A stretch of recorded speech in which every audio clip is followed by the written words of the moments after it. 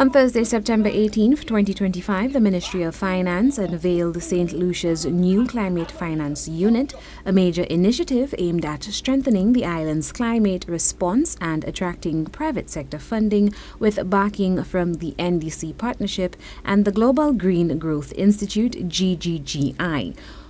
Honorable Wayne Gerard, Minister within the Ministry of Finance, says yesterday's launch of the Climate Finance Unit, CFU, is a powerful step in climate action in St. Lucia. The CFU, approved by Cabinet in February 2025 and housed within the Department of Finance, aims to coordinate, mobilize, and manage climate finance from both domestic and international sources while addressing barriers such as limited capacity, lack of coordination, and private sector engagement. Climate change is not only an environmental issue, it is an economic and fiscal challenge. Every hurricane, every drought, every flood leaves a bill on the desk of the Accountant General. Lost revenue, disrupted livelihoods, rising debt, and greater vulnerability for our people. St. Lucia recognized that limited and fragmented access to climate finance was holding back delivery of our NDC, our National Adaptation Plan, and our broader resilience agenda.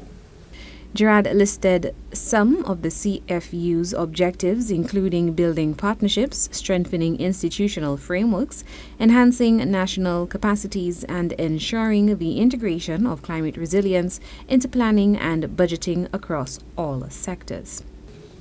Before today, our approach to mobilizing and managing climate resources sometimes resembled an orchestra without a conductor. Each section, environmental services, sectoral policies, international agreements, financing decisions, played its own tune, often with talent and passion, but rarely in harmony. Establishing the CFU puts a conductor at the podium, aligning instruments, clarifying the melody, and ensuring resources, policies, and programs now move in rhythm towards a climate-resilient development.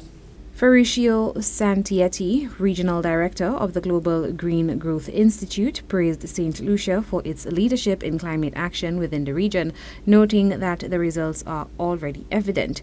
He described the event as both energizing and promising, as it lays a strong foundation for future progress, particularly in the island's efforts to mobilize and secure climate financing, including from private sector sources. When we take a step back and we look at the work that the government of St. Lucia has been doing in the recent past, it's clear really the leadership that this country is playing at the regional and international level. Right? Pablo mentioned being the first country to submit the NDC 3.0 at the start of this year, but there are many more examples. Right? It's one of the few countries that have already developed a thematic bond framework, a blue bond framework, right? Setting the foundation, setting the stage for the greening of public debt, or the greening of public investments, the development of its climate finance strategy, the accreditation of St. Lucia Development Bank to the Green Climate Fund,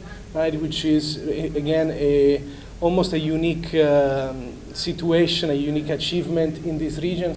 The CFU was launched in response to the urgent need for increased funding to address the impacts of climate change, with projected costs for mitigation and adaptation running into hundreds of millions of US dollars. The event was held on the 5th floor of the Finance Administrative Center, Point Seraphin, Castries. For Choice News Now, I am Chelsea Austinay.